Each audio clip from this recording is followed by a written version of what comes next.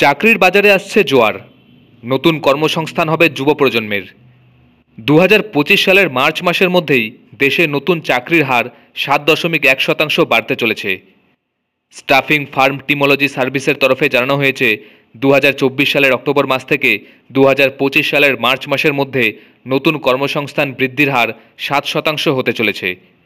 সংস্থার সমীক্ষায় জানা গিয়েছে 59% সংস্থাই তাদের কর্মক্ষমতা বাড়ানোর পরিকল্পনা করেছে।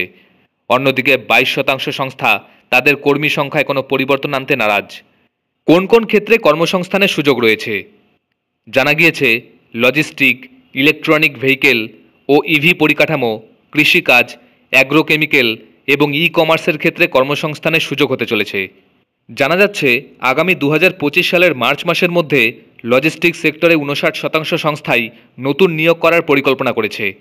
ইভি পরিকাঠামো ক্ষেত্রে 12.1% নিয়োগ, কৃষি ও অ্যাগ্রোকেমিক্যাল ক্ষেত্রে 10.5% নিয়োগ এবং ই কমার্স ও টেক স্টার্টআপে 8.9% নতুন কর্মী নিয়োগ হতে চলেছে।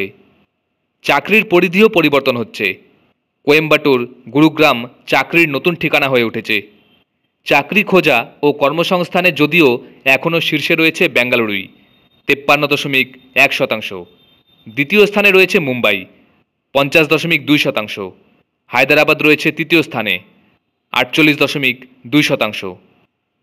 কী কী দক্ষতা প্রয়োজন? নতুন চাকরি দেওয়ার ক্ষেত্রে চাকরি প্রার্থীদের মধ্যে problem solving, time management, after sales সার্ভিসের মতো গুণের ওপর জোর দেওয়া হয়েছে। কমিউনিকেশন, সেলস, মার্কেটিং ও ক্রিটিক্যাল থিঙ্কিংয়ের মতো গুণগুলিও আগের মতোই প্রয়োজন। আগামী 5 মাসের মধ্যেই নতুন নিয়োগ হতে পারে। 2024 সালের এপ্রিল থেকে সেপ্টেম্বর পর্যন্ত এই বৃদ্ধির হার ছিল 6.3%।